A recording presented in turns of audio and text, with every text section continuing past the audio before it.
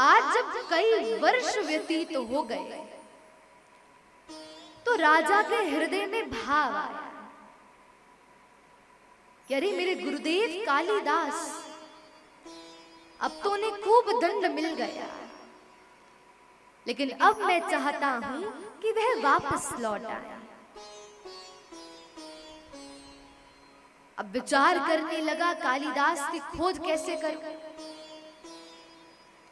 विचार करता करता करता उसके हृदय में एक श्लोक आया, और वह श्लोक क्या था? कमले कमलोत्पत्ति श्रूयते नातु दृश्यते। ऐसा श्लोक था कि कमल से कमल उत्पन्न होते हुए सुना, कभी देखा नहीं। यह श्लोक की प्रथम पंक्ति थी, और इस श्लोक को पूर्ण करना केवल और केवल कालिदास जी जानते थे। अब राजा ने इस आधे श्लोक को पूरी प्रजा में घुमा दिया कि जो श्लोक की पूर्ति करेगा उसे 100 मोहरे मिलेगी। वह राजा जानता था कि यह केवल और केवल कालिदास जी पूर्ण कर सकते हैं। जैसे ही धीरे धीरे श्लोक का विस्तार होने लगा, जन जन में, प्रत्येक व्यक्ति में भाव पहुंच गया कि श्लोक की पूर्ति करनी है। तो किसी नगर में उस श्लोक को एक वेश्या के घर के बाहर लिख दिया। अब कालिदास जी उस मार्ग से जा रहे थे। जैसे ही उन्होंने श्लोक देखा, और वो भी आधा श्लोक था,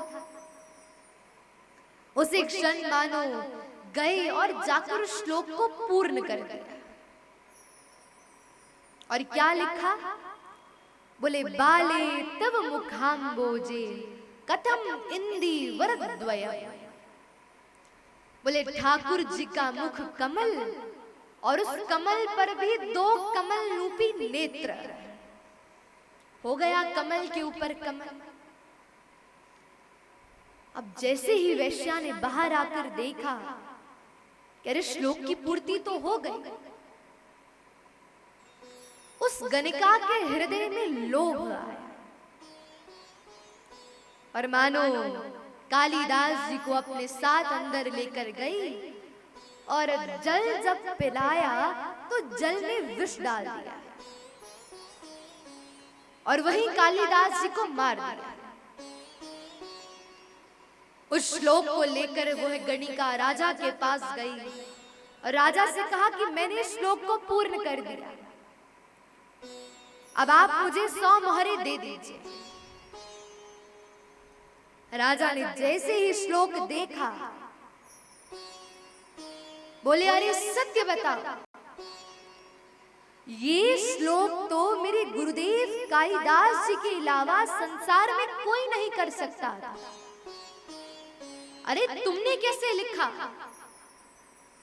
और निश्चित रूप से ये मेरे गुरुदेव ने ही तुम्हें बताया होगा।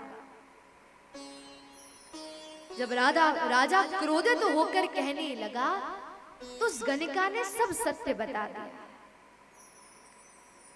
कि कालिदास जी ने मुझे श्लोक पूर्ण करके दिया, लेकिन लोभ के कारण मैंने उन्हें मार दिया। आज राजा ने जब ये भाव सुना, निराश तो हुआ, लेकिन किसी संत से पूछा कि हे महात्मन, कालिदास जी इतने विद्वान थे, अरे भगवान की इतनी कृपा थी, लेकिन उनकी मृत्यु इतनी कष्टदायी क्यों हुई?